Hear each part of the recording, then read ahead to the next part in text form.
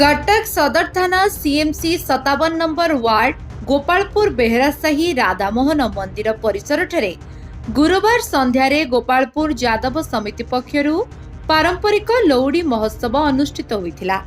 एही उपलक्षे आयोजित लौड़ी उत्सव रे अखिल भारत युव यादव समितिर राष्ट्रीय सभापति इंजीनियर प्रदीप बेहरा मुख्य अतिथि भावे, कटक जिला यादव महासभार सभापति समर बेहरा, संपादक तीर्थवासी बेहरा, कटक जिला युव यादव समितिर सभापति तथा CMC 58 number ward corporator Janardan Parida, Odisha high court advocate Prabhu Prasad Behera, Tarun Kumar Behera सम्मानित अतिथि भावे जोगदे कहिथिले जे श्रीकृष्णଙ୍କ दायद होइतिबारु यादव पिला माने सुंदर लौड़ी खेल प्रदर्शन करि पारुथबा बेले अनर्गल भावे उगाळ गाई पारुछंती।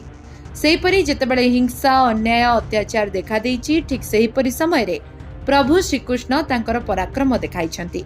तांकरी वंशधर यादव पिला माने अन्याय अत्याचार विरुद्ध रे स्वर उत्तोलन करबा सहित एहार मुकाबिला करबा पई आगे आसिबाको अतिथि माने कहिथिले। ए लौड़ी महोत्सव रे बारंग आंबपरी, कटक सहर भदीमूल, बालीपाटना अंचलर बनमालीपुर, भुवनेश्वर फुलनखरा अंचलर बागधरापुर गाँवर यादव पिला एवं युवक माने सुंदर लौड़ी खेल प्रदर्शन करथिले। रतन बेहरा, चंदन बेहरा, बापू बेहरा समेत गोपालपुर यादव समितिर समस्त सदस्य साहिर युवक माने उपस्थित रही लौड़ी खेल को सुचारू रूपे परिचालना करथिले।